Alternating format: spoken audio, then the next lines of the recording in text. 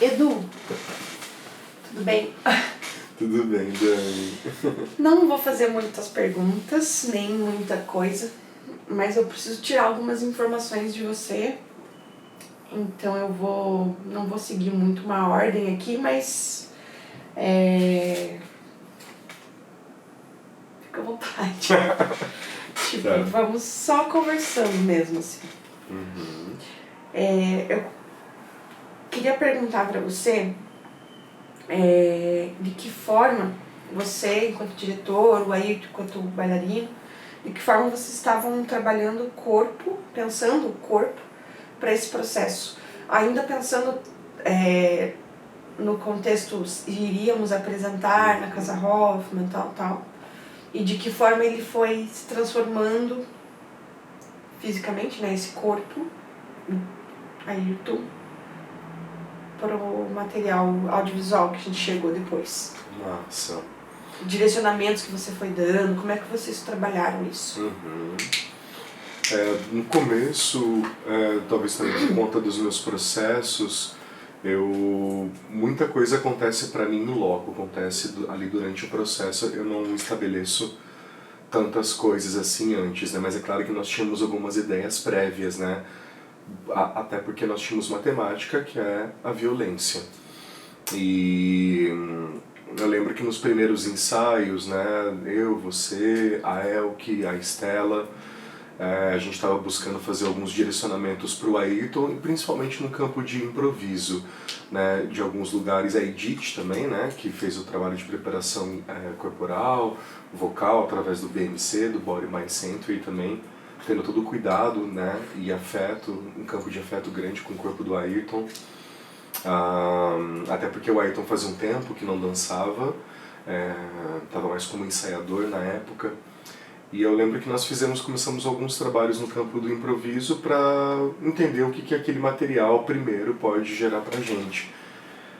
E olhando agora, é claro, né, posso dizer que são as obviedades, mas as obviedades são muito necessárias para que a gente saia delas e vá para outros caminhos. Então, os primeiros ensaios, eu lembro do Ayrton fazer alguns campos de improviso que eram muito intensos. A Elke também foi dando possibilidades de movimento ou de gestos possíveis. E eu lembro de não dar muita orientação para o Ayrton inicialmente, até porque o Ayrton, primeiro porque se tratava de um solo, e eu queria ver como, primeiro, no início do processo, como o Ayrton respondia na perspectiva dele com relação a essa temática, que é a violência. E eu lembro que nos primeiros ensaios o Ayrton, ele se desgastou bastante, né? Era uma intensidade muito grande nos movimentos, e até que chegava a certo ponto, depois de 30, 40 minutos de improviso, teve um dia em específico que foi bem especial e que marcou e que foi um condutor até para a obra audiovisual. Foi quando ele pegou e fez assim um gesto com a mão e fez um cansado, né, super ofegante, fez um chega, né, aliás, ele não falou um chega, o chega veio depois, mas ele fez um assim com a mão, quase do tipo pedindo tempo. Deu por agora. Deu, né? Por agora. Deixa eu tomar uma água. Daí ele deu um respiro, foi um tempinho e voltou. E aí a gente, ali tinha algo interessante, né? Ali tinha pessoas orientando este corpo, este intérprete, a fazer coisas, e a resposta veio de uma resposta intensa, porque talvez a gente pensasse que era assim que tinha que ser abordar a violência. Eu tenho umas fotos desse dia, desse momento. Não, olha... Quando ele estava suado, assim, pingava, assim. Pingava horrores. Foi pouco antes do... E aí foi isso, né? E aí esse gesto foi o gesto que a gente entendeu que, também já numa brincadeira metalinguística, pessoas orientando ele a fazer movimentos intensos, de repente ele pedindo para dar um tempo. Afinal, também não é nenhum garoto de 20 anos de idade, mesmo que fosse ainda assim, né? Existe um tempo.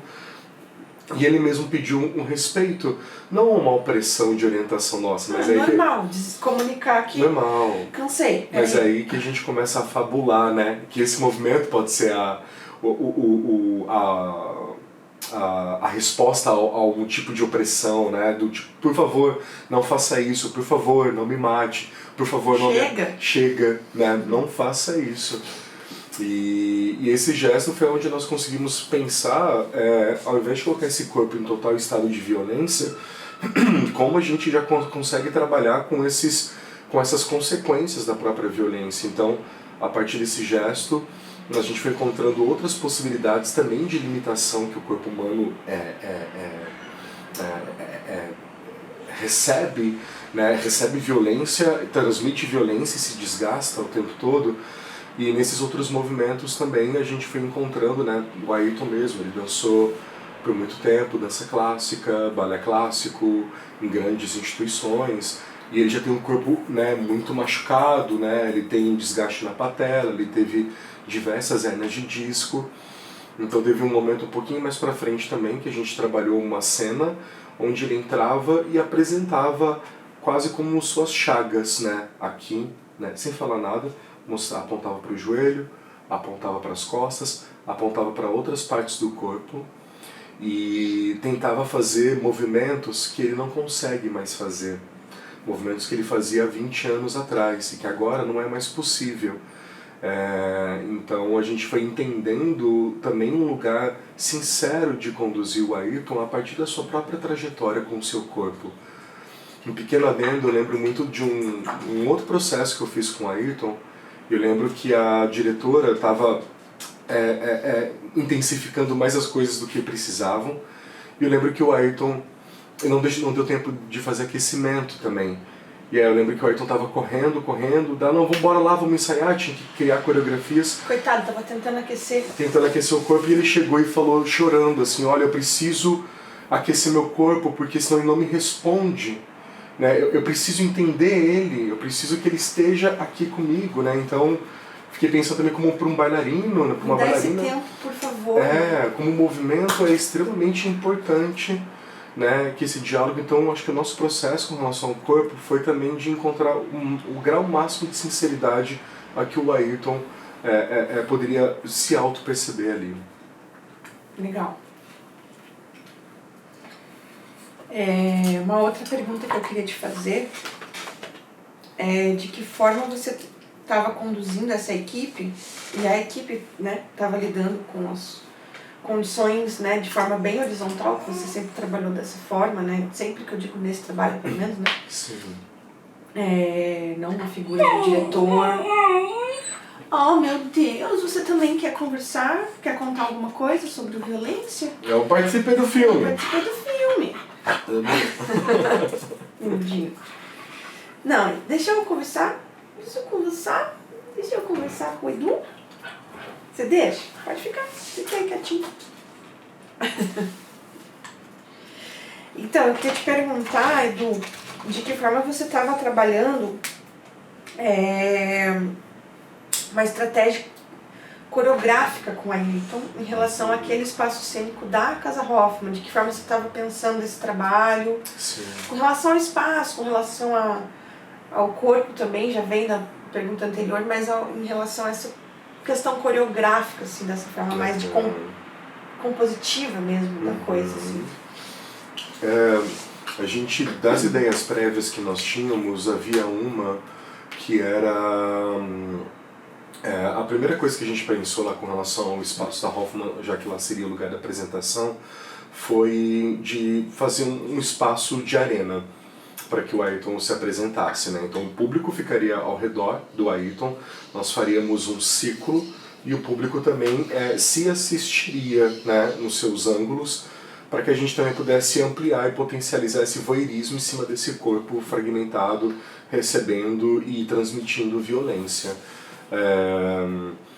Essa ideia ela perdurou acho que um tempinho, apesar que quando a gente começou os ensaios, nós ficávamos ali meio que numa lateralidade, um pouco de um lado, um pouco do outro, o Ayrton em relação a nós numa diagonal, ao mesmo tempo que eu acho que se dissolveu rapidamente, a gente ficou frontal rapidamente a ele.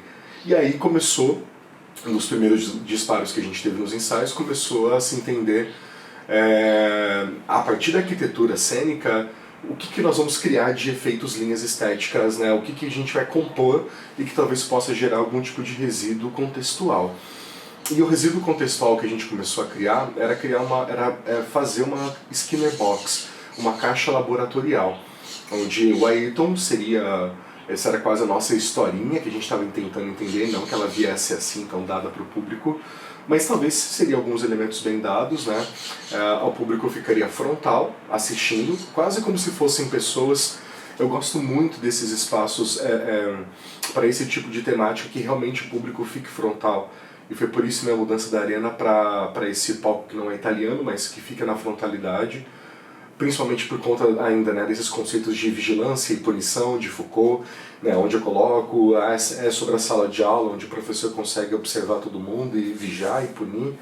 E eu achei que talvez isso fosse mais interessante, das pessoas na verdade ficarem numa posição mais passiva, mais com caráter voyeurístico, e ver esse corpo sendo dilacerado aos poucos, né? Ainda numa carga de sujeito à aprovação. Então o Ayrton ele entraria nesse espaço onde teriam manequins da mesma roupa que ele usaria, uma roupa toda branca, asséptica. O ambiente a gente pensava muito em asepsia, né, para poder criar esse espaço. E esses manequins estariam com um X nos seus peitos em vermelho, quase como se fossem corpos que sofreram algum tipo de punição, reprovação, não serviu. E o Ayrton seria esse corpo que começaria a se colocar nesse lugar de experimento, mais um número, mais um corpo sem identidade, para que pudesse passar por esse processo laboratorial.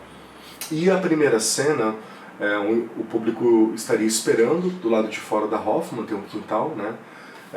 E nós faríamos o Ayrton entrar junto com o público, né? Ele estaria ali com uma mochila nas costas, uma máscara como essa, por exemplo, que a Ivana Lima, que fez também o trabalho de artes visuais pra gente, né? Ela compôs também essas máscaras. Então o Ayrton entraria com uma dessas máscaras, já com uma figura completamente anulada, para que ele fizesse esse processo laboratorial, que é muito, às vezes, o que a gente faz na vida, né? A gente busca singularidades, mas desde que a gente cresce, existe mecanismos, lógicas, modo de operação que nos fazem, né, estarem mais ou menos num lugar próximo, né? A gente acaba entrando para a escola, o pai e a mãe falam coisas às vezes meio parecidas, às vezes não, mas existe algo que nos colocam em padrões o tempo todo, né? Toda hora. Toda hora. É isso? É isso. É isso. Adorei toda hora. Bom, a próxima pergunta você comentou aqui, então eu vou pular, que é com relação ao espaço da Casa Hoffman também e tal, então você já chegou num lugar que eu acho que está respondido. Tá. E a quarta pergunta você também respondeu? Uma resposta só? Gente do céu, muito que falador! A pessoa vai falando. Não, mas é que eu que também sou um pouco redundante com as perguntas, que talvez não precisasse também.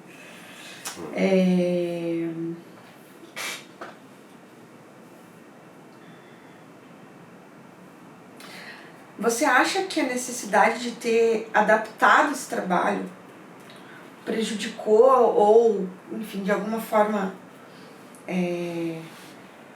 você se sentiu prejudicado com isso, assim, enquanto artista, enquanto criador, ter que ter trocado o espaço cênico, Casa Hoffman, para o audiovisual, por conta da pandemia?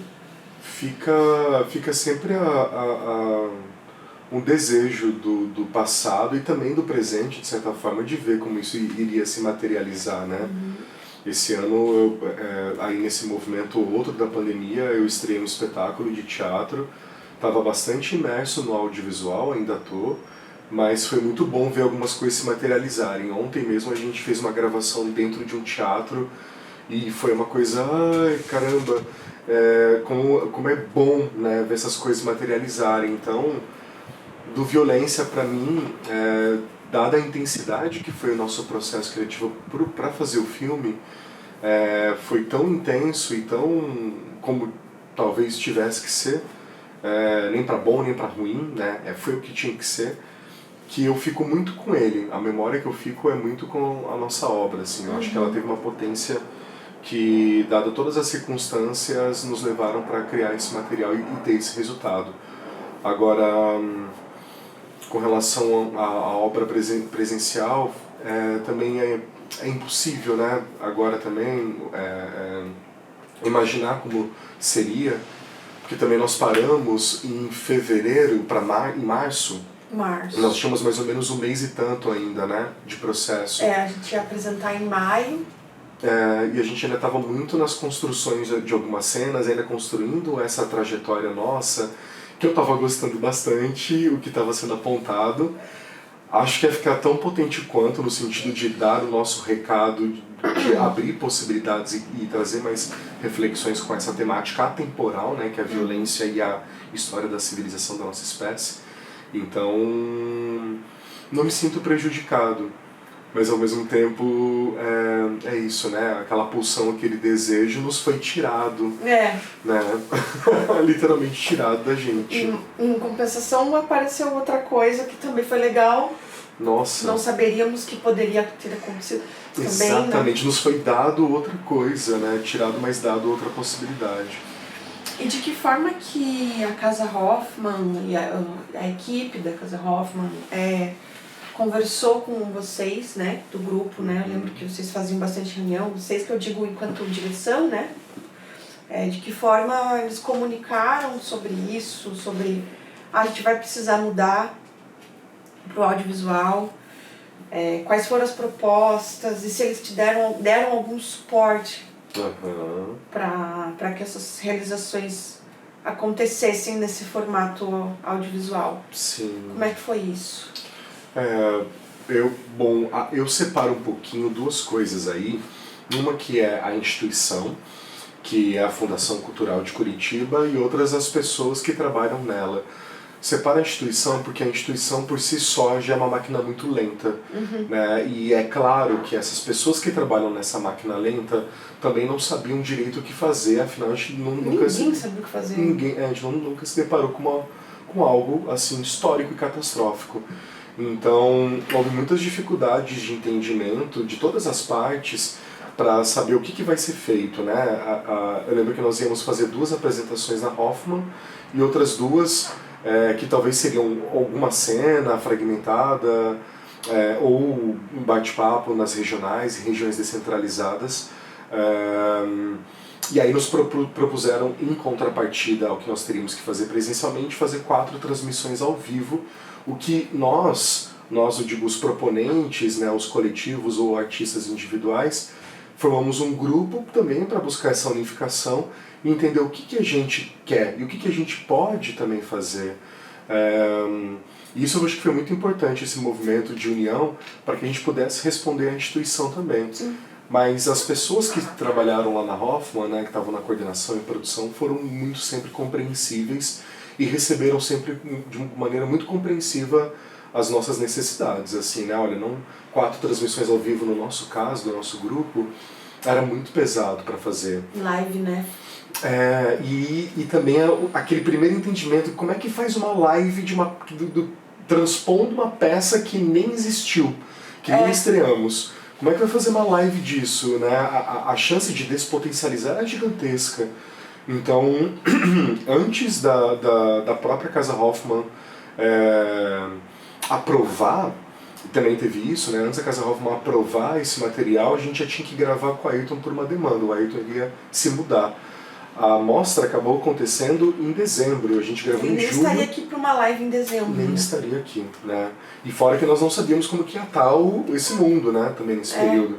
Se ia poder usar o espaço para fazer lá. Exatamente. A filmagem da live, né? A transmissão. Eu sei que para outros grupos que fizeram, todos fizeram gravação, né? Mas até para outros grupos, a Casa Hoffman, quando podia, quando o decreto não estava tão restrito, a Casa Hoffman acabou abrindo o espaço para que as pessoas pudessem ensaiar. Isso também achei muito legal, né? Porque ela já estava fazendo esse movimento. Então a gente recebeu tudo com muito... acho que não tivemos grandes dificuldades, assim, dado o momento, né, que a gente estava. Nossa, né? Que momento ali. Um momento difícil, né? Muito difícil. Realmente foi muito importante ter essa empatia um com o outro, cada processo um processo, né? Sim, Me lembro bem. Sim. Dos outros processos também são, né? Precisar contratar gente que não estava em alguns processos para filmar, ou a gente, no caso, peguei a filmagem, né? Mas tinha pessoas que não tinham alguém que filmasse dentro do grupo inicial, tipo, teve que ir atrás, ou atrás de edição, né? Exatamente. E pra gente foi muito difícil, né? Porque o nosso orçamento, eu lembro que era 90% cachê. Mesmo que não fossem tão altos, mas a gente já não tinha muita verba para produzir o espetáculo. Eu lembro que a gente tinha, sei lá, R$1.000 para poder pensar numa cenografia ou qualquer outro elemento. Mil e pouquinho. Imagina pegar esses milão e converter agora para audiovisual, né? Nossa, é isso, câmera, edição, né? Equipamento de som. Então a gente fez tudo muito limitado. Com o que a gente tinha na mão, né? Com papel, alumínio e isopor. Papel, alumínio e isopor fazendo rebatedor. Exato. Deixa eu ver se tinha mais alguma coisa que eu queria te perguntar com relação a essa primeira parte de conversa. Isso que eu queria te perguntar, isso era importante. Sobre o grupo também. De que forma você sentiu que o grupo, esse grupo, nosso grupo, né? Lidou, sentiu e respondeu a essa nova demanda. Quando você apareceu, pessoal, vamos fazer uma amostra. Sim. Acho que vai ter uma amostra, precisamos gravar. Sim. Então eu vou pegar um ganchinho de algo que talvez eu não lembro de ter respondido, que era sobre a minha orientação com relação às pessoas. Daí eu vou fazer, isso é um paralelo para voltar para cá, então. Mas a orientação dentro dessa horizontalidade, ela acho que se deu muito naturalmente, assim, né? A gente tinha grandes artistas desse projeto, assim como um todo, né? Desde embasamentos, fundamentos teóricos, até buscar como a gente encontra possibilidades na prática com isso. A Elke, né, que inclusive já fez um espetáculo chamado Violência, lá pelo Sena 11, é pauta também de muitas abordagens da Estela dentro da universidade. Como bailarina também já... isso que eu ia falar, exatamente, né, Dani? Você já brincou, né, de verticalizar em diversas camadas profundas dessas densidades que também abordam violência. Então eu acho que o grupo tinha, todo mundo já tem, né, algo, já está se relacionando com a violência o tempo todo, mas eu acho que a gente tinha como também campo de pesquisa essa temática. Então acho que não tinha como o trabalho não ser horizontal, no sentido de perpassar todas as nossas perspectivas, né? E todo mundo está muito aberto e se sentir confortável para se sentirem disponíveis e poder fazer trocas com o Ayrton ali, né? E já quando nós fomos para o audiovisual, eu lembro que teve um hiato, né? Lembro também de colegas, grupos que continuaram a fazer seus trabalhos logo que começou a pandemia. Eu não tinha condições algumas, eu acho que nosso grupo ali, a maioria também não tinha muita condição. Todo mundo isolado, com medo. Isolado, medo. Risco. Psicológico, bem afetado. E aí a gente foi retomar, acho que 2 meses e meio depois, para poder, pela demanda que nós tínhamos que gravar com o Ayrton. Então acabou acontecendo alguns remanejamentos na equipe, né? A Edith, por exemplo, que estava na preparação vocal, ela acabou fazendo a trilha junto comigo na obra audiovisual. O Lucas, que estava na trilha, ele veio para fazer a direção e o roteiro junto comigo, porque o Lucas também tinha familiaridade com mais do que eu na época no audiovisual e também na feitura de roteiro. Pensar cenas prévias, para mim isso era bem difícil na época. Não que seja muito fácil agora, mas na época era nossa, né? Era muito novo, assim. E você também, né? Que foi uma grande mudança também, assim, né? Tava ali na colaboração, mas assumiu essa direção de fotografia e outras funções também, né? Com a subjetividade de criação, que você também tava disponível, disposta para que a gente fizesse isso acontecer. Do próprio processo, né?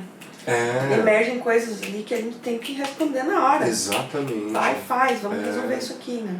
Então nossa equipe ficou reduzida, né? Porque é isso, né? Eu acredito que aqui em Curitiba até nós somos um dos primeiros grupos, né? Mesmo não sendo oficialmente um grupo, mas somos um grupo a gravar alguma coisa, né? Não lembro de tantas outras pessoas fazendo trabalhos de gravação ali já por meados de junho, julho de 2020. E nós trabalhamos com uma equipe reduzida, né? Trabalhamos, né, eu, você, o Lucas, o Paulo na iluminação, o Ayrton, a Marta, que entrou na equipe, né, ela acabou fazendo também produção pra gente. A Ivana também, é isso, né, trouxe as máscaras, alguma coisa que não estava ainda finalizada. Mas reduzimos a equipe por conta também de cuidados, protocolos, mas eu nem lembro se tinha protocolo direito naquela época até. A gente tinha um protocolo com relação institucional, né, de uso de máscara e tal, mas a gente fez um acordo entre a gente. Sim. Que lembro que ainda fui eu que fiquei com medo de... Você tava com a câmera aqui e o alquinho na mão, não sei álcool. O quê, e pessoal, então vamos... Eu ficava brava com vocês, às vezes, quando vocês vinham perto pra assistir, eu filmando, eu falava...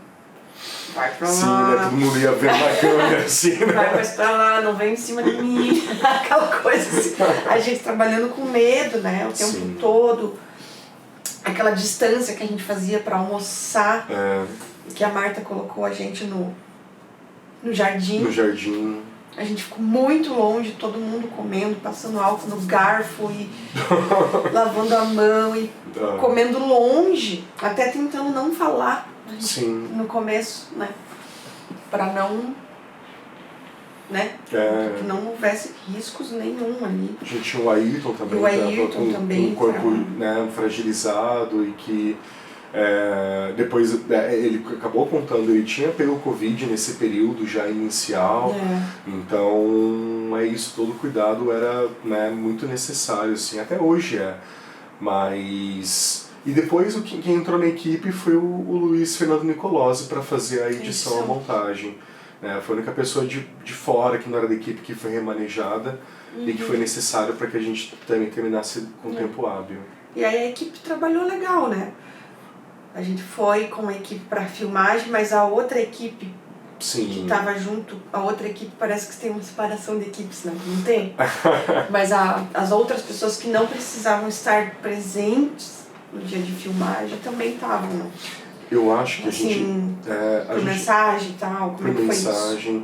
A gente teve, eu acho que também era muito difícil compartilhar, por exemplo, com a Estela, com a Elke, com a Ivana ou com a Edith, né? Aqueles que ficaram um pouquinho fora das gravações inicialmente, porque nem a gente conseguia explicar o que a gente estava fazendo, né? Se a gente mostrasse e abrisse também naquele período,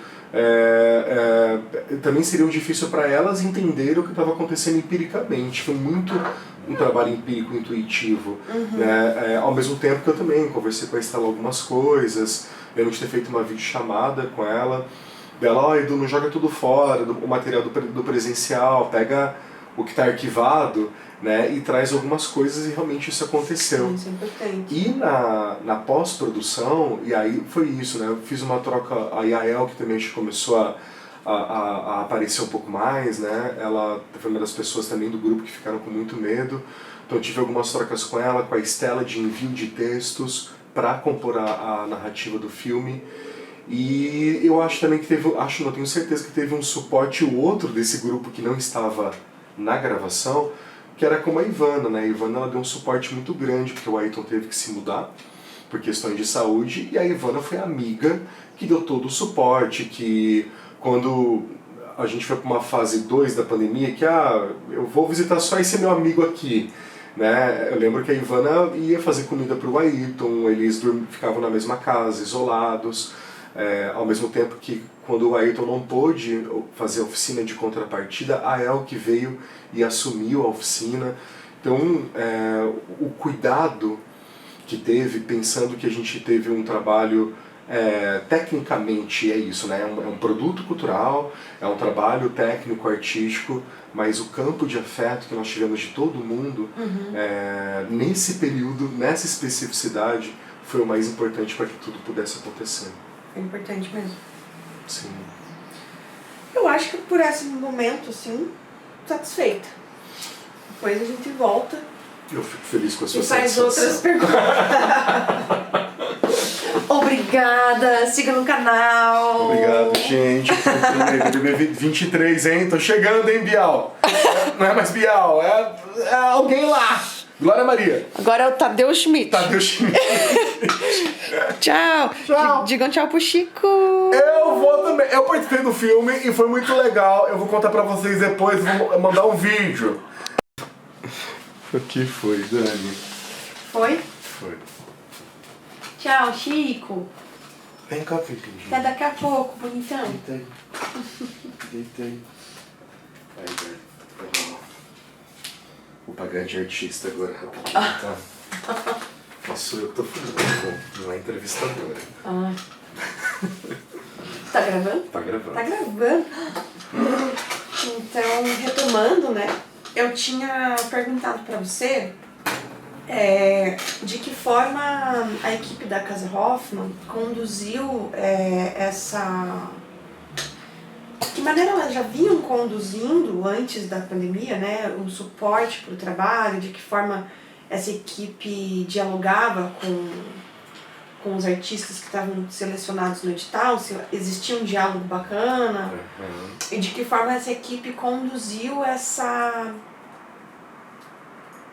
esse novo formato ali durante a pandemia. Pode ter um apoio? De que forma eles conversaram com vocês, chamaram para conversar? Sim. De que forma isso aconteceu, assim? Eu acho que a intenção de como essa segunda edição da Mostra Solar iria acontecer, todas elas eram muito boas para o momento presencial. Eu lembro que a Carmen Jorge, que estava à frente da coordenação na época, ela queria muito que acontecesse uma coisa que não aconteceu na primeira edição, que era o câmbio entre os artistas, né? Sejam os coletivos, grupos ou artistas individuais, porque essa troca não aconteceu. De repente, uma companhia, eles só se viram mais ou menos na apresentação, um do outro, mas não teve uma troca. E eu lembro que nós teríamos alguns momentos, principal, que a gente pudesse apresentar um pouco do nosso processo e passar um dia inteiro na Hoffman dessas trocas. Então acho que esse suporte, eu acho que a disponibilidade para ensaios da casa, verificação de mais equipamentos, de som e de luz, tudo que a gente estava necessitando também para conceber o espetáculo, eu acho que estava super acontecendo. Quando chegou a pandemia, foi um tanto difícil, mas eu também entendo que foi difícil para todo mundo, né? Porque as instituições já são difíceis, mas a gente tinha pessoas, né, e pessoas muito bem qualificadas, como a Karen, Lou, enfim, muitas pessoas boas, equipe de produção inteira da Hoffman, maravilhosa, e também sinto que eles estavam tentando entender o que fazer com aquilo. Na época eles estavam propondo que a gente fizesse 4 apresentações ao vivo, sendo que nós iríamos fazer 2 sessões, eu acho, somente. Acho que eram, Eram 2 sessões. E aí nas regionais, alguma coisa assim. Exatamente. E aí eram 2 sessões na Hoffman e 2... Isso, foi feito um sorteio, você chegou a passar as datas pra gente, lembro que era tipo 19 de maio, uma coisa assim. Como Violência ia ser um espetáculo mais explícito, acima de classificação indicativa 18+, nós nas regionais iríamos fazer conversas, né, para falar do processo e talvez apresentar algum fragmento ou outro, até por questão técnica, né? Mas quando pediram 4 lives, a gente falou, gente, é muito trabalho. Formato de live mesmo. Formato de live, a gente não sabe como é que vai estar a questão da pandemia. E aí até que a gente brigou muito, né? Fizemos um grupo só dos artistas, dos coletivos, que eu acho que isso foi muito importante para que a gente pudesse reunir, se unir e trazer uma proposta nossa para Hoffman, enquanto o grande coletivo de todas as apresentações que iriam ter. E aí todo mundo acabou fazendo gravado, a Hoffman acatou isso, deu um tempo, acredito que bom, para que os coletivos pudessem fazer suas gravações, ter período de pós-produção, porque mesmo a gente ter gravado Violência, também o nosso era o maior produtão, assim, né? A gente fez o maior projeto em questão de minutagem, Então nós estávamos ali, chegamos no começo de dezembro, onde a gente tinha que enviar o material porque a estreia seria dia 13, e a gente ainda faltou tempo para que a gente pudesse fazer todos os ajustes de pós-produção. Porque foi isso que você comentou, né, Dani? A gente gravou muita coisa, muitas cenas apareceram, mas na hora de montar, a gente não sabia o que ia entrar primeiro, o que ia entrar por segundo e por aí vai. Então foi um processo de criação muito grande durante a edição, a criação da trilha, né? A gente gravou cenas depois que o Ayrton foi embora também, né? O Lucas com a roupa do Ayrton, que a gente precisou fazer com isso. Com a máscara. Com a máscara. A gente não usou tanto, mas né, sentimos a necessidade de complementar. Então acredito que a gente teve um suporte, mas também entendo que a gente sempre malha as instituições, mas também a gente tem que entender que tem pessoas e tem pessoas que estão querendo fazer a coisa acontecer lá. Mas a Hoffman não é uma instituição para audiovisual, exatamente, né? Talvez agora eles comecem a pensar em ter uma equipe ou melhorar um pouco a qualidade dos materiais, né? Eu lembro que a Carmen ofereceu uma câmera pessoal dela, né? Isso. Pra gente, dela mesma, né? Não da livros Hoffman, de referência, né? Entregou livros, entregou... Nossa, não foi... Emprestou alguns materiais, né? Aqueles ossos, né? Exatamente, que nós usamos. Não, a gente teve, eu acho que nesse campo de pessoalidade mesmo, campo humano ali, um campo humano acontecendo. Uma boa... Eu imagino que seja uma negociação muito difícil dentro da instituição também, quando vai ter que pedir um retorno para a fundação, a prefeitura e departamento jurídico para pedir uma câmera para fazer uma live ou enfim. Mas eu queria saber mesmo como que foi isso, se rolou um diálogo. Sim. E essa é uma pergunta um pouco boba, mas eu queria fazer. Você sente que essa necessidade de ter adaptado esse trabalho prejudicou a essência do trabalho da sua gênese, sim, no original? Você acha que prejudicou ou não? Foi ao contrário? Acho que fortaleceu? Ou, enfim... Eu acho difícil a gente... acho que não tem como ignorar a realidade que a gente tinha na mão, né? Então, não, eu acredito que, bom, serão coisas muito distintas. Distintas apesar da gente trabalhar com a mesma abordagem, né? Então, eu acho que o solo seria uma coisa completamente diferente. Não foi, de fato, uma adaptação do nosso processo, né? Eu acho que a gente voltou nos arquivos do que a gente estava fazendo presencialmente, mas na época da gravação eu lembro que a gente estava construindo algo outro mesmo, assim, né? Dadas as circunstâncias de pandemia, como que o Ayrton estava se sentindo, o tempo que a gente tinha, e eu arrisco ainda dizer que, ao contrário, eu acho que enobreceu bastante, potencializou, maximizou. Eu não acho que nós teríamos, é difícil dizer, mas porque não aconteceu, né? Aconteceu, o presencial, a gente não viu. Mas a potência que nós conseguimos, eu acho, através dessa obra audiovisual, justamente pelas circunstâncias, né, pelas camadas de metalinguagem, algumas que nós queríamos, outras que foram aparecendo, a gente não conseguiria isso no presencial. Presencial, acho que tudo ia ser muito mais fechado, organizado, estruturado.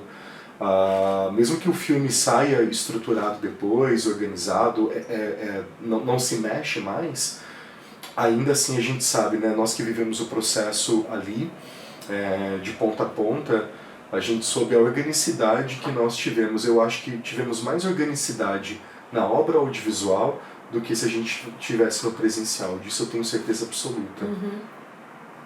E como que você, como diretor, conduziu a equipe? De que maneira você vinha conduzindo e como que você foi conduzindo depois, nesse momento, assim, como é que você conseguiu conversar com as pessoas? Como é que foi isso? Eu acredito que eu fiz um pouco do que eu normalmente faço, que é tentar dissolver essa função de direção para que a gente ganhe uma horizontalidade maior na criação mesmo, né? Isso já é algo que eu venho praticando, exercitando, para que a gente também caia, né, de vez dessas hierarquias de funções, porque elas só compete o que é de fato a função, né? Porque de resto a gente estava muito, acho que, unido, né? Para fazer assim, nessa redução de equipe e no acúmulo de funções que a gente tinha que fazer. Acredito que todo mundo teve voz assim, para poder fazer as criações. Até porque a gente estava fazendo algo muito novo, né? Foi o meu primeiro set que eu estava experienciando, que eu estava ali, eu não estava como ator, gravando alguma coisa, nunca gravei algo grande, e ali não era grande, porém era grandioso o que a gente estava fazendo.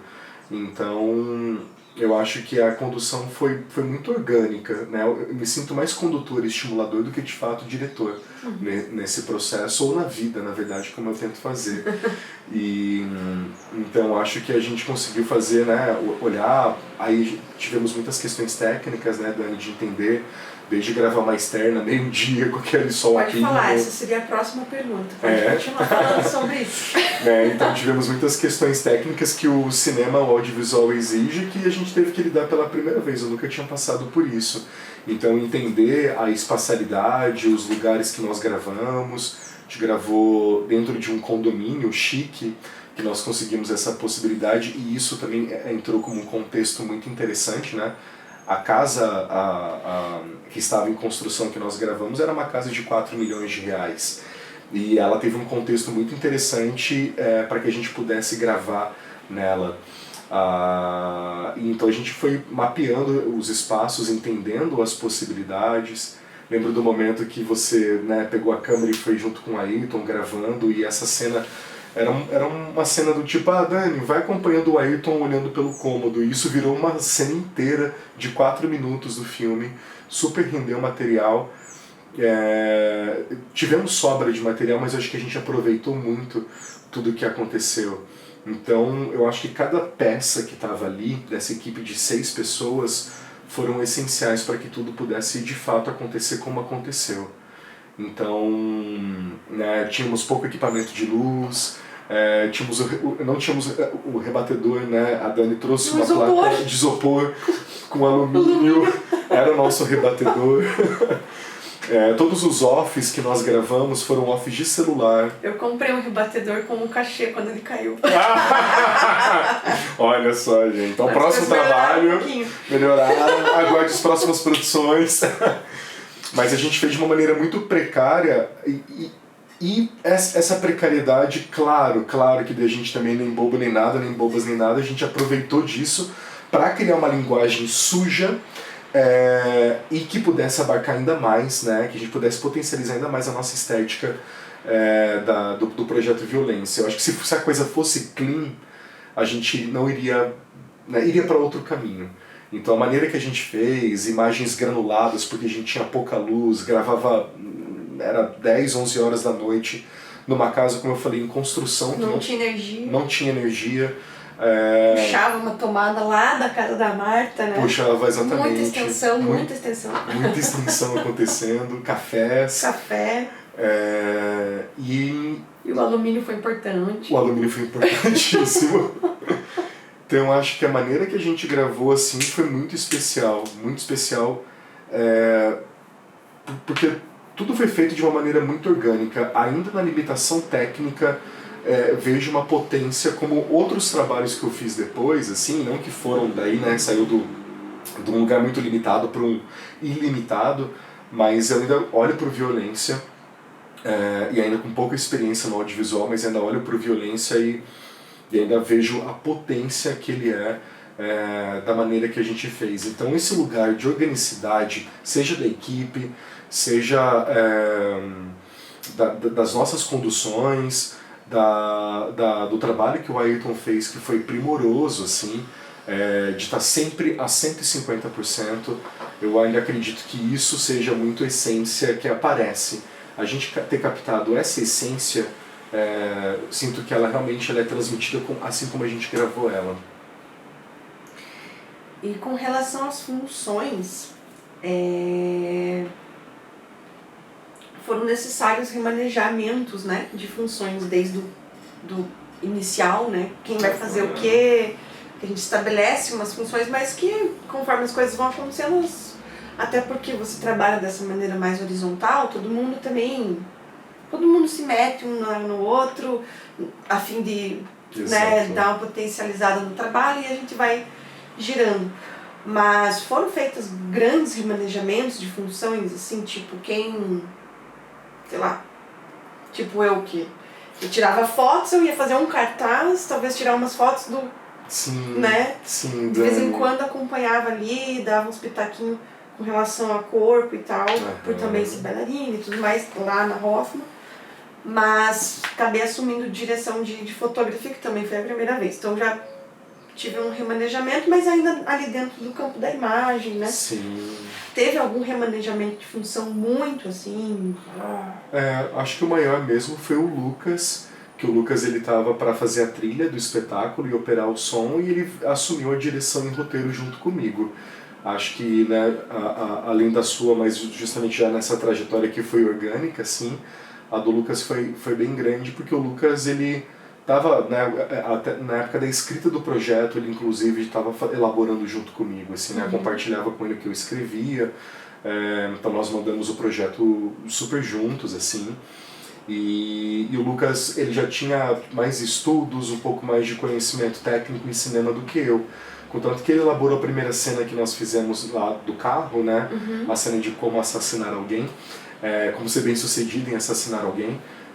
Foi uma elaboração muito dele, que na época ele me dava as imagens, quer dizer, na verdade era para ser na rua, ia ser outra coisa, mas ele ainda conseguia ter uma noção melhor que eu do teatro tinha muita dificuldade de entender, né? Como assim elaborar algo e já pré-estabelecer esse algo que vai estar pronto depois, exatamente como a gente está fazendo agora? Não, gente, o teatro para mim, ou na dança, enfim, eu faço justamente o oposto, né?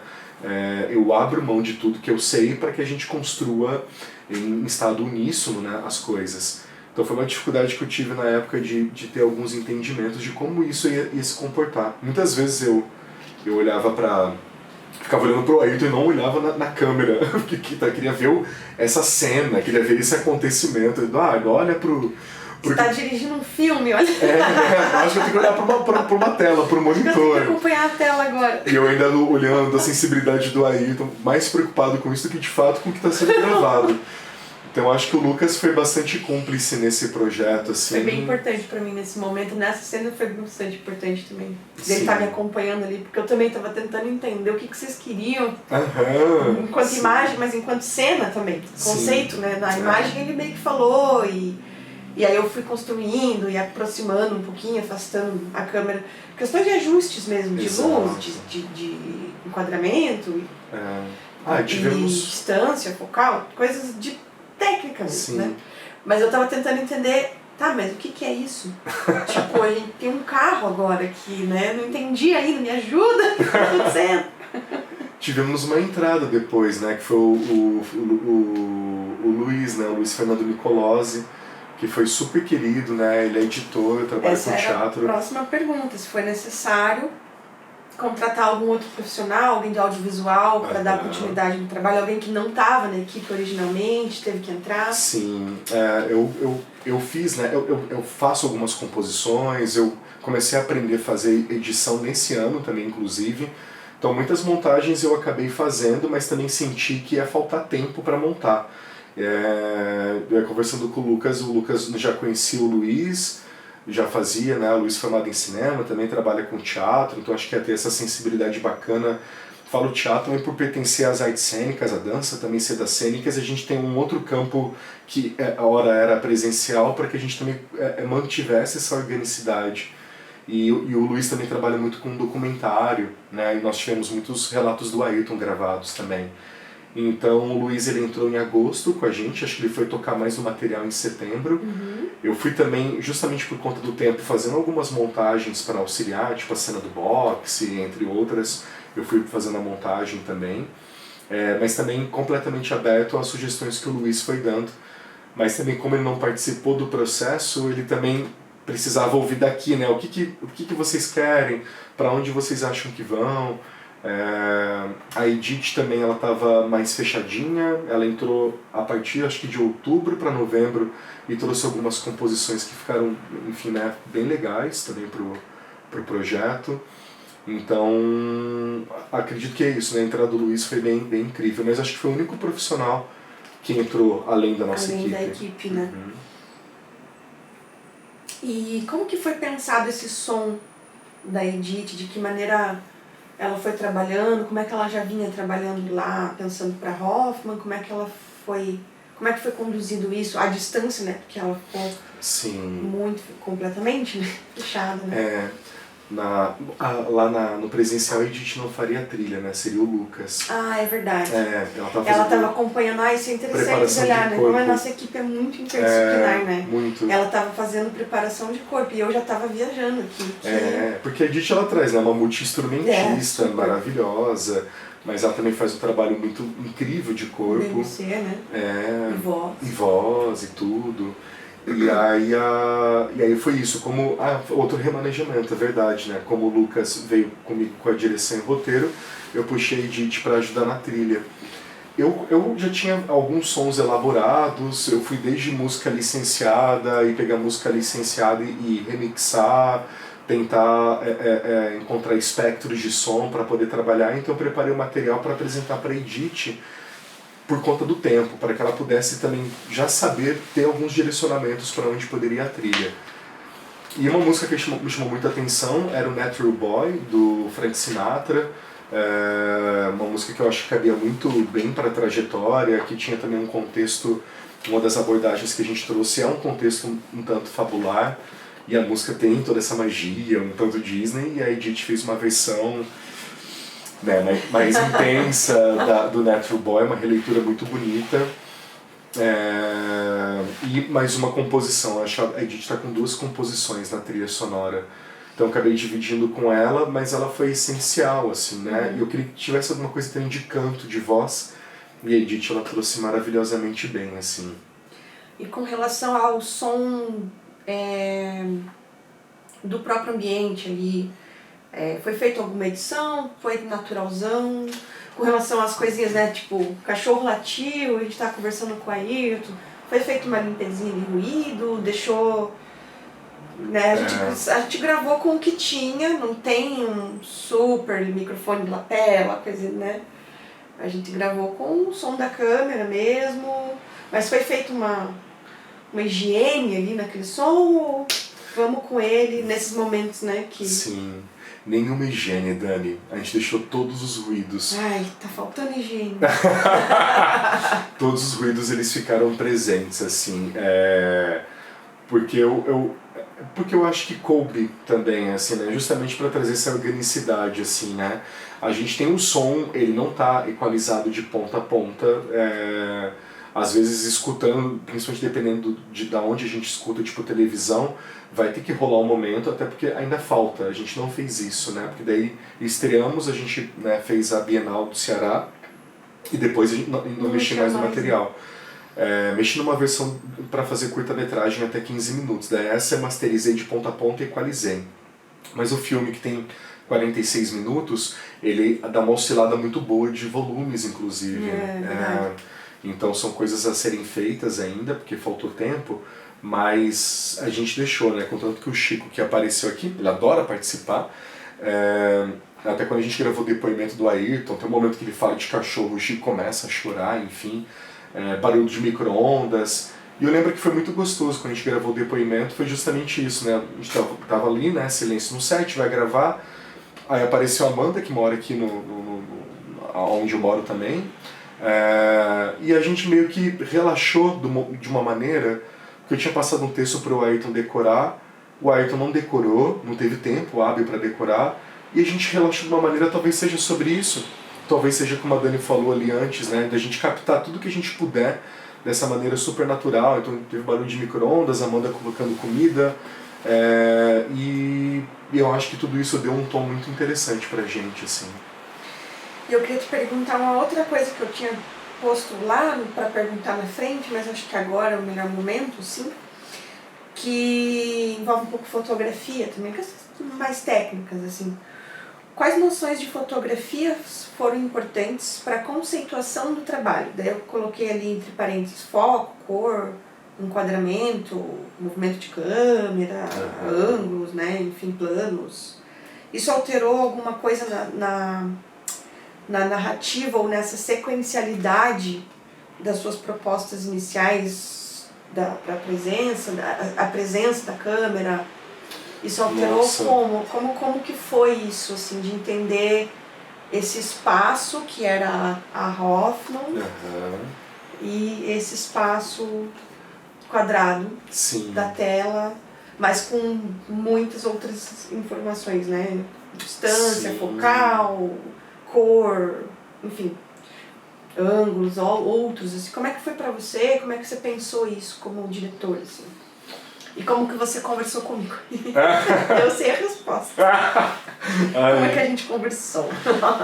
Ai, Dani, bom, outra coisa, né?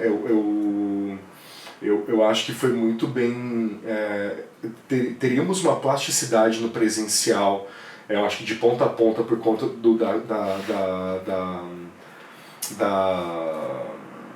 disso, né, dessa cristalização da frontalidade. Não teríamos outra opção senão essa no presencial. Lá nós iríamos trabalhar profundidades, aproximações do Ayrton para com a plateia, mas eu acho que no filme a gente encontrou muitas possibilidades, né? Justamente por não ter roteiro. Eu acho que você foi encontrando, não tenho certeza, né? Você foi explorando todas as possibilidades possíveis, né? Desde buscar um enquadramento fixo, frontal, como foi o plano da escada, né? Antes de pensar no Ayrton, pensar a fotografia. Então, ora, eu senti que tínhamos a fotografia e depois nós incluímos o Ayrton. E talvez na maioria das vezes nós tínhamos o Ayrton presente em relação à fotografia, como lá no portão, né? Também foi pensada a fotografia frontal, tínhamos o Ayrton, mas depois a gente invadia. Então você acompanhou muito a trajetória do Ayrton para poder pensar. Eu acho que no filme tem N possibilidades de relação que a fotografia faz. Desde a gente estar no POV, né? Desde a gente estar com essa câmera frontal para poder ter um respiro de estar assistindo ele de uma maneira um pouco mais tranquila, ou no POV do boxe, que tudo fica muito intenso. Tivemos planos mais baixos, médios, altos, alguns planos voyeurísticos também. Eu acho que aquele plano que você pegou quando o Ayrton está girando na escada, que você pega um pouco de cima, quase numa fresta, e até o que depois passa a câmera por baixo e pega o Ayrton em cima da pilhas de madeiras, de coisas de construção, faz a gente se aproximar e se distanciar do Ayrton. Acho que esse equilíbrio foi muito interessante, mesmo que a gente estava ali fazendo muito intuitivamente. Ainda assim, acho que foi extremamente bem aproveitado tudo. Sobre os direcionamentos eu não lembro de nada. Você me diz aqui agora que você é a dona da nossa fotografia. Não, eu lembro bastante, assim, de coisas, né, que... Não lembro o que eu pedi. Eu lembro que eu pedi, por favor, que vocês deixassem eu pegar momentos que não tivesse o Ayrton. Que eu fiquei, pelo amor de Deus, eu quero registrar esse espaço, a gente vai precisar. Não sei porquê, mas eu preciso. Daí vocês estavam lá conversando, terminando de almoçar, foram escovar o dente, sei lá. Eu vou aproveitar esse momentinho aqui, eu vou pegar essa escada e tá vazio. Sabe? Daí vocês chegaram, eu peraí. Não passa aqui, quero pegar essa escada. E acabou sendo usado. O plano da escada foi criado assim, né? Você foi lá e... Eu fui lá tirar. E outros momentos ali, tipo, contextualizar o carro, que lugar que a gente tá, como é que é. Porque a gente entendeu que aquele espaço, que a gente sabe que a gente foi também atrás de um espaço mais aberto por conta da pandemia também, mas aquele lugar que se apresentou pra gente em construção, ele é visualmente muito rico, né? E muito cinza, porque está em construção, é muito cimento. E é um espaço muito opressivo, porque é uma casa grande, né? E a gente a gente foi 3 vezes para lá, né? 3 domingos, né? Então cada domingo tinha uma coisa diferente, né? De repente tinha aquela coisa de terra, que eu sei lá o que fizeram naquilo. Então eu lembro que eu fui bastante assim atrás do espaço sem nem perguntar. Ótimo. Só fui, falei, nem vou perguntar, se o Edu não quiser, ele joga fora depois, é isso, né? E com relação ao Ayrton também, eu pedi para ele, assim, em alguns momentos que ele viesse a mim, ou que se eu poderia acompanhá-lo, assim, de outras formas, de movimento, mesmo se a gente conseguia, né? Então a gente conseguiu estabelecer um diálogo ali meio que dançante entre mim com a câmera e ele, né, em movimento, em vários momentos, né? Não, o do box é um dos que a gente gosta mais, assim, né? Foi muito legal, divertido também. Sim. Mas de fazer foi divertido. Mas ao mesmo tempo, outros momentos ali do Chega, por exemplo, né? Que já me perguntaram isso, tipo, por que você continuou filmando se ele falou chega? Não, houve um acordo ali, ele vai falar o chega, porque você lá no começo da conversa a gente comentou sobre aquele dia que ele, num ensaio, né? Peraí, só um tempinho. E aí a gente investiu, né? Nesse... Vamos pensar nessa ação, como é que é esse chega? Mas até que ponto esse chega, né? Então eu ia em cima dele mesmo, chega e uma hora ele abaixa a minha câmera, né? E aí eu entendi, agora acho que chega mesmo. Então, são construções, assim. E outras questões, assim, tipo, a gente pensou na cor, mas acho que foi vindo preto e branco, né? Foi vindo, assim, a gente chegou a, vamos fazer preto e branco? Não, mas vamos gravar com cor pra ver. E depois a gente vê o preto e branco, eu acho que fez bem, né? E aí acabou depois trazendo a sua câmera também para aquela cena da entrevista, e aí aparece um pouco com cor, né? Que daí é um outro espaço já na casa da Marta, com construção, então vamos trazer um pouco de cor para essa foto, que é um outro lugar, é um outro Ayrton, então é um Ayrton do preto e branco em construção e um outro colorido, com disfarçado, né? Ele fala, né, do disfarce, né? Na minha profissão é preciso disfarçar, muitas vezes é preciso disfarçar. Sim. Mas enfim, acho que mais ou menos por aí, né? A gente foi uma fotografia bastante intuitiva também com relação ao que acontecia, aos momentos do Ayrton, que às vezes eu achava muito bonito, assim, eu aproveitava. Sim, Dani. Eu acho que o Ayrton ele permitiu muito isso, né? Né, tivemos algumas cenas que houveram muitas repetições, e a ideia também, né, por mais que a gente não tivesse completamente acordado isso, mas estava acordado desde a época do presencial também, né? O Ayrton ele veio para as gravações para também isso, né, gente? Ó, eu vou viajar, então eu vou dar tudo de mim, né, para que vocês possam captar. Então ele tava... Mas também ele fez um gráfico, né? Primeiro dia ele estava ali, né? Nossa, que maravilha, tá aqui se movimentando. Segundo diária, já mais cansado. Terceira, já caindo o gráfico. Quarto, que era só fala, só depoimento, porém, acho que foi até o mais exaustivo. Foi o mais exaustivo, que foi aqui no AP.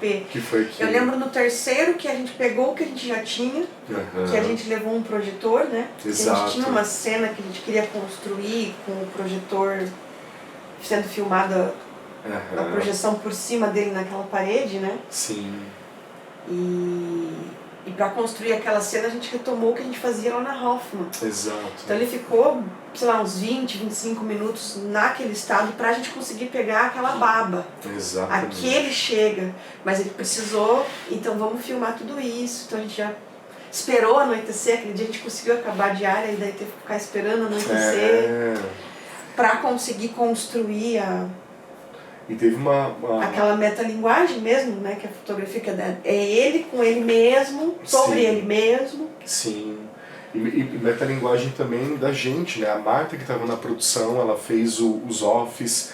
A Dani, né, está na fotografia, mas também a gente identifica que ela está lá. Aparece, conversa, né? Eu conversando com a Ayrton ali, dia que ele estava pedindo para... Exatamente. Nós aparecemos de alguma forma, né? Até quando aparecem os figurantes com as máscaras, que são as vítimas, era a Marta e o Paulo, né? O Paulo que fez a nossa luz. Então, essa presença da equipe inteira, né?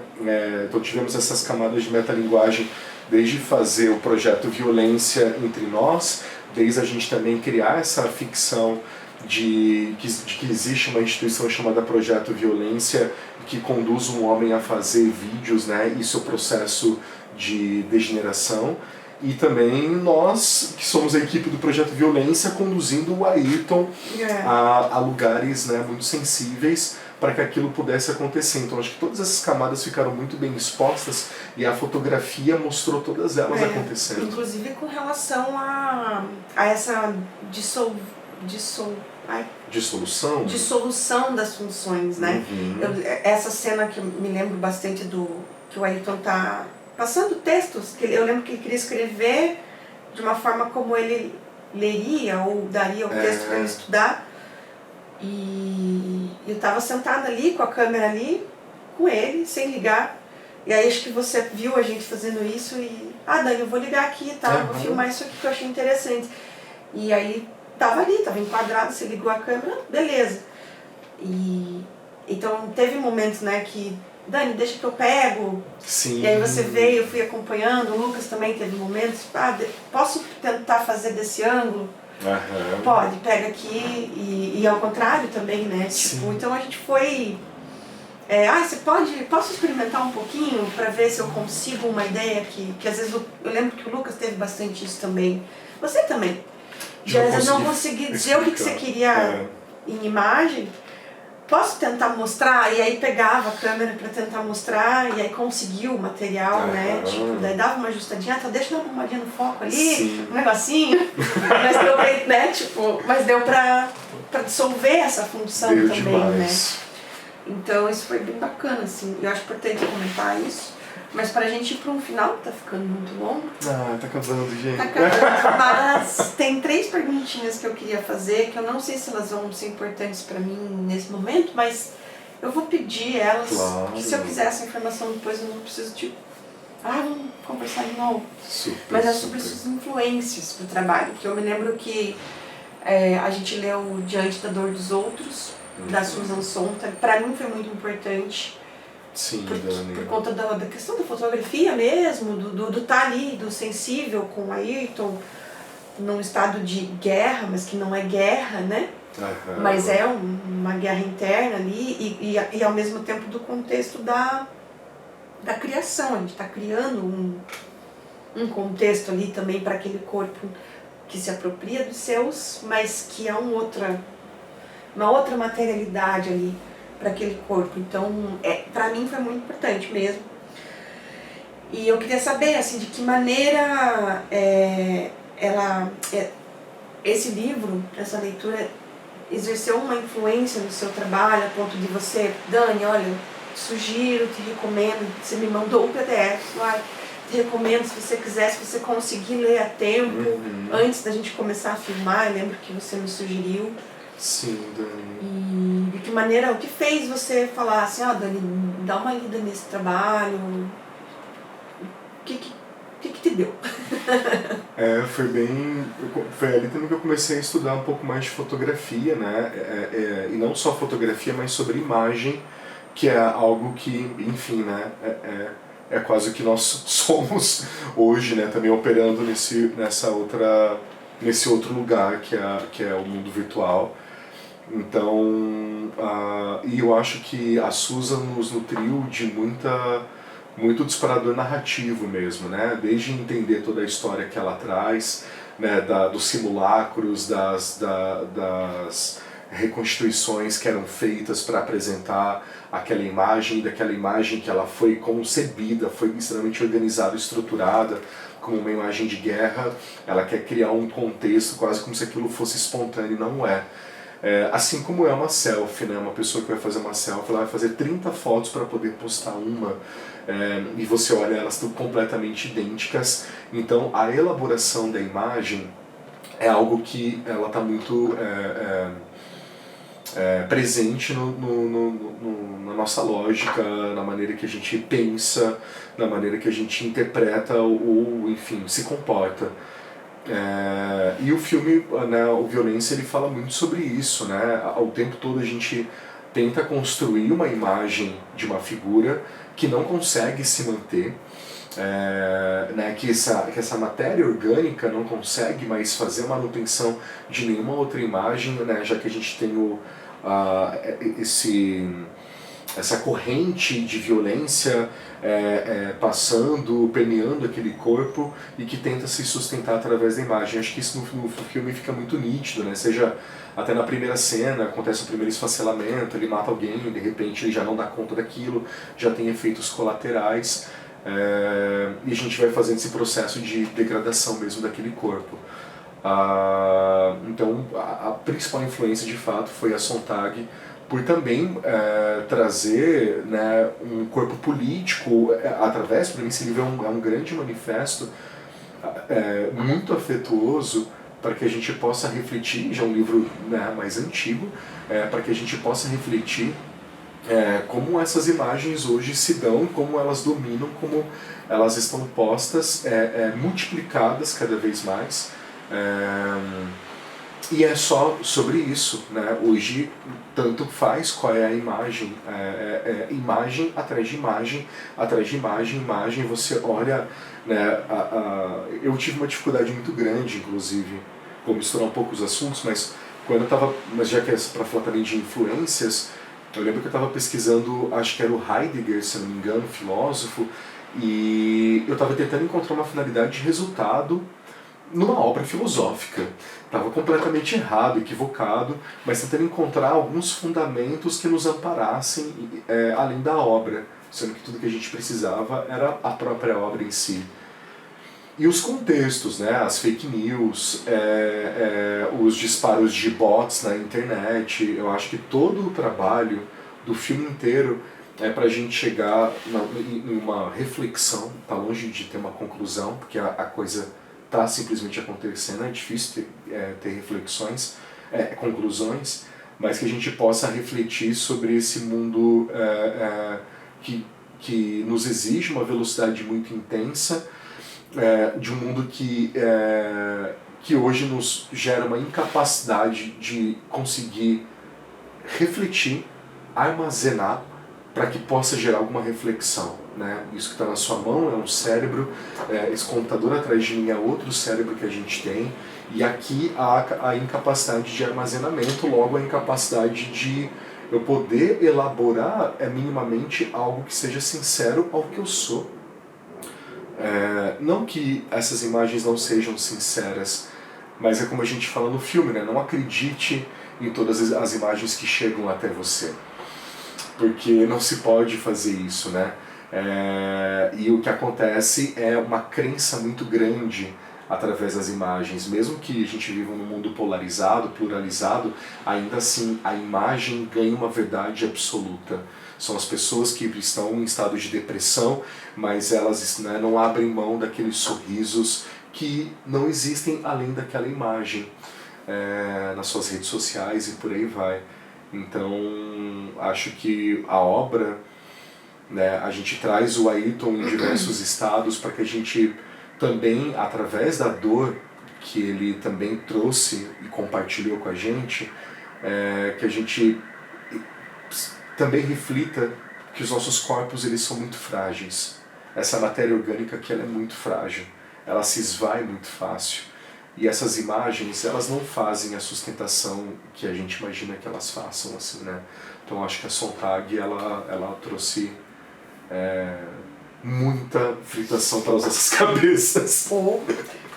E vai me trazer mais ainda, né? Vai. Mas sobre influência, de novo, eu me lembro também da recomendação sua e do Lucas, também para antes das gravações, para assistir o filme Branco Sai Preto Fica. Sim. E agora me fugiu o nome do...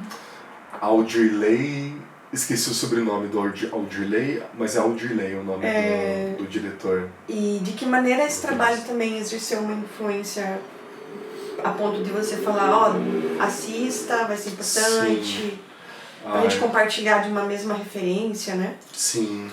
O Branco Sai Preto Fica foi bem importante porque ele também é um filme, é um documentário e que também há ficção presente nessa horizontalidade documentário, e foi algo que a gente também investigou no nosso processo.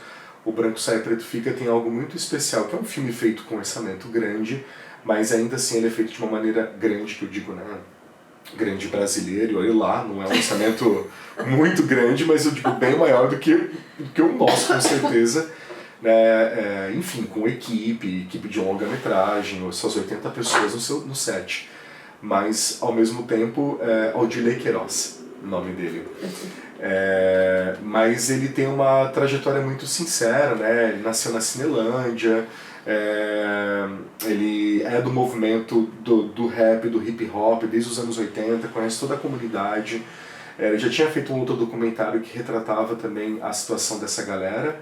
E no Branco Sai Preto Fica ele trabalhou com não atores que vivenciaram um momento na década de 80 onde, né, existia uma boate onde homens pretos dançavam seus hip hops, dançavam suas músicas, e a polícia entrou com cavalaria e tudo e chegou descendo a lenha absolutamente tudo, né? Pessoas que foram pisoteadas, perderam suas pernas. Então essas pessoas que estavam no dia desse evento catastrófico são os atores desse filme, e a ficção é que eles estão fazendo uma viagem no tempo para explodir Brasília. Então eles criam no filme um mundo distópico, mas de uma maneira muito simples, de uma maneira muito sincera. Né? Eles estão criando uma bomba, mas a estrutura de alumínio, né? Você olha assim, mas... Então realmente aquela coisa, você já tem uma predisposição no cinema de acreditar nas coisas, mas ele mostra uma crueza e a sinceridade nos atores que dão textos, tem roteiro, há falas a serem interpretadas, mas você vê, poxa, mas não tá aquele acting rolando, são eles mesmos. E isso dá um lugar muito especial, né? Isso mostra do porquê.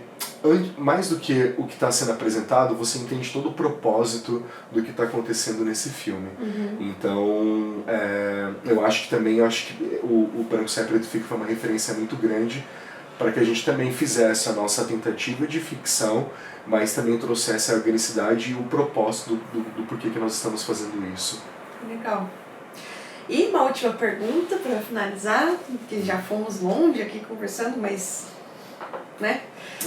Além dessas duas influências que eu sei, né, que foram bastante importantes para mim, foram muito importantes também, teve alguma outra assim que você acha que seja importante mencionar, assim, que seja, essa influência foi importante e tal, ou você acha que não, essas duas foram...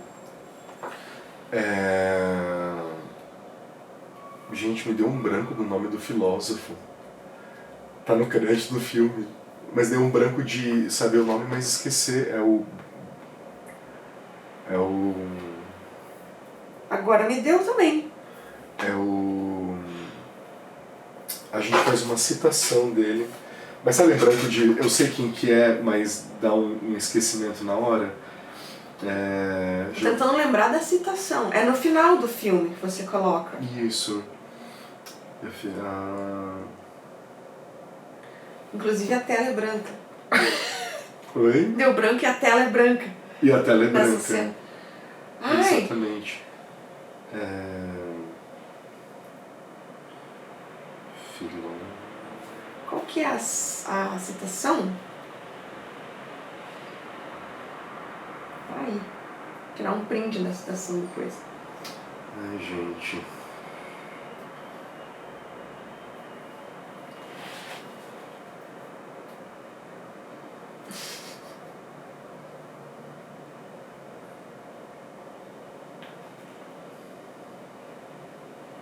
Já vou achar, Dani. Tentar pesquisar. Agora eu sou teimoso. Vai achar, sim. Ele não é de qual país que ele é, gente? Você lembra da citação? Esqueci também. Não, a citação não é no final do filme. A citação dele é na... Eu vou abrir o filme aqui. Pra ver se... É mais fácil abrir o filme do que... E adiantar a imagem. Deixa eu achar onde é que tá aqui.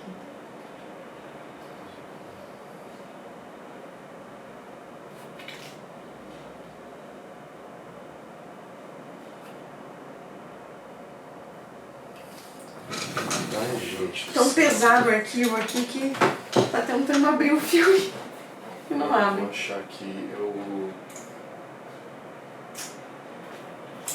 Eu vou até dar uma pausa. Isso. Sim, né, velho? Gravando de novo. Última pergunta! Além dessas duas influências, né, da Sontag e do filme, alguma outra influência que, assim, importante de mencionar, assim? Sim.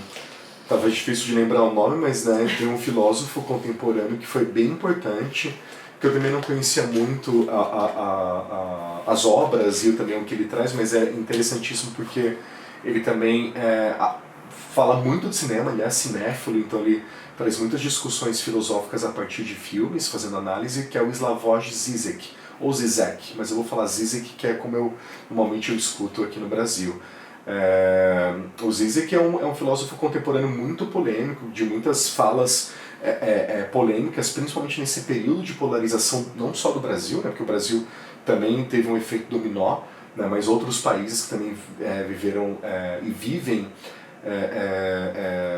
as polarizações. Até agora na França a gente teve o Macron reeleito, mas a outra candidata era de extrema-direita, e o Macron, enfim, né, muita coisa duvidosa, mas melhor do que a extrema-direita. Mas muitos países, nas suas lucidez, ainda assim vivendo muitas questões, e o Zizek ele traz um campo onde ele dissolve, né, quando a gente pensa polarização, dissolve o que é pouco direita, dissolve um pouco o que é esquerda, e diz que nenhuma coisa ou outra funciona. E a análise que ele trouxe para filmes, para pensar suas trajetórias, formatos, protocolos a serem cumpridos, foi bem importante para a gente também tentar criar uma obra ou outra. Eu queria muito mandar esse material para que ele pudesse assistir. Vamos tentar? Vamos tentar mandar. Vamos descobrir o e-mail do cara. Descobrir o e-mail dele, quem tiver o contato. Mas o Zizek foi bem importante justamente por ele olhar de uma maneira outra, né? Se está certo ou errado, eu acho que ele próprio também traz muito à luz a dissolução da dualidade. E eu acho isso muito importante, ter uma visão outra do que está acontecendo, né? Um gancho que talvez não tenha absolutamente nada a ver, mas a gente tem, por exemplo, né, o Lula candidato esse ano, a gente tem Geraldo Alckmin, que era, né, que já era o oposto, né, fez muitas acusações quando ele também foi tentar ser candidato, e hoje o Lula está com esse cara como vice-presidente. Então a gente sabe que o mundo joga estratégias o tempo todo, né, principalmente esses líderes, independente de quais sejam, mas só estou dando um exemplo pelo Lula também ter a sua linha progressista e o que se preza, e outra pessoa que nunca prezou por isso de repente está lá desse lado. E o Zizek ele traz justamente isso, né? Ele a princípio é um filósofo que está do lado da esquerda, mas tem um melhor amigo que é um filósofo da direita, e isso já gera muita polêmica, mas porque ele está disposto a ouvir e discutir como a filosofia é um campo para isso. Então eu acho que o nosso próprio filme ele traz uma visão que faz a crítica, mas nós trazemos a perspectiva de que o público esteja sendo nutrido por violência. A princípio não se faria isso, mas a gente faz isso, né? A gente coloca o público através da imagem de um homem que está criando coisas, produtos de manifestações violentas, e que as pessoas aprendam. Claro que é uma crítica, a gente deixa isso de maneira bem evidente, a ironia, mas essa acidez eu acho que é muito importante trazer também à tona, para que as pessoas realmente possam encontrar outros lugares, né? Se você pega uma criança e diz para ela não faça isso, e ela provavelmente vai fazer, a gente pega o nosso filme e diz, faça isso. E para que você se choque, né? Então, mate alguém de maneira bem sucedida. Faça isso. Né? Ai, que horror! E é uma maluquice, né? E há gente que diz, quanto mais se mata, mais prazer tem em se matar. A gente jogar com esse outro lado dessa perspectiva que normalmente a gente não quer ver, assim como a gente não quer ver coisas que estão acontecendo na rua, que a gente desvia os nossos olhos, eu acho que a violência e a influência do Zizek foi muito para isso, jogar o nosso olhar para onde normalmente não se olha. Enfim, e o Zizek eu acho que é uma influência polêmica, ácida, mas necessária nesse mundo que nós vivemos de polarização. Legal. Bom, o que eu precisava te perguntar, eu perguntei, eu acho. Espero não chegar em casa depois. Eu queria perguntar alguma coisa. Mas a gente foi bem, assim, conversando bastante. Claro, né? A gente Mas conseguiu... você queria falar mais alguma coisa que você acha que seria legal? Ai, Dani. Se eu encerro, falo tchau, pessoal. Eu acho que sim. Segue lá no Instagram, segue deixa o lá, like no gente. canal. Tô fazendo câmera privê, me segue lá. Ai, que horror! Corta essa parte, mas Dani, eu acho que eu disse tudo que tá aqui. As perguntas foram muito completas, assim, eu super fui surfandinho, rememorando. Ai, que gostoso!